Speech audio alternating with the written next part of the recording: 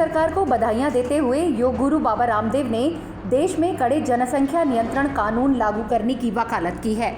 हरिद्वार के पतंजलि योग पीठ में आयोजित प्रेस वार्ता में पत्रकारों से बातचीत करते हुए बाबा रामदेव ने कहा कि देश की तरक्की को यहाँ की लगातार बढ़ती जनसंख्या खत्म कर रही है। ऐसे में देश में कड़े से कड़े जनसंख्या नियंत्रण कानून को लागू करने की जरूरत है। भारत की आबादी आने वाले 50 वर्षों में भी 150 करोड़ से ज़्यादा नहीं होनी चाहिए। उससे ज़्यादा की आबादी सहने के लिए हम तैयार ही नहीं।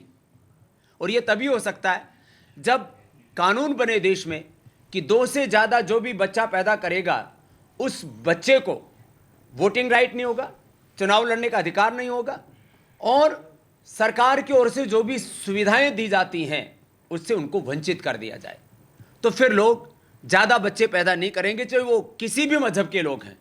देश हम सबका है और एक मजबूत देश जब तक नहीं बनेगा, भारत के नागरिक को दुनिया में कहीं सम्मान नहीं मिलेगा। वहीं योग गुरु बाबा रामदेव ने हमेशा की तरह अपने राजनीतिक तेवर दिखाते हुए राहुल गांधी की अमेठी से हुई हार पर चुटकी ली और कहा कि उन्होंने समझदारी दिखाई कि उन्होंने पहले ही वायनाड सीट से भी नामांकन भर दिया था। राहुल गांधी जी को लोग कितना ही नासमझ कहें, राहुल गांधी जी ने एक समझदारी का काम किया कि उन्होंने जब भांप लिया था कि अब अमेठी से उनकी पराजय सुनिश्चित है, ये चुनाव पूर्व नामांकन भरते समय ही अंदाज़ा लगा लेना, ये एक उनका विवेकपूर्ण निर्णय था कि उन्होंने अपनी पॉलिटिकल लाइफ को बचाने के लिए वायनाड केरल से चुनाव लड़ने का निर्णय लिया।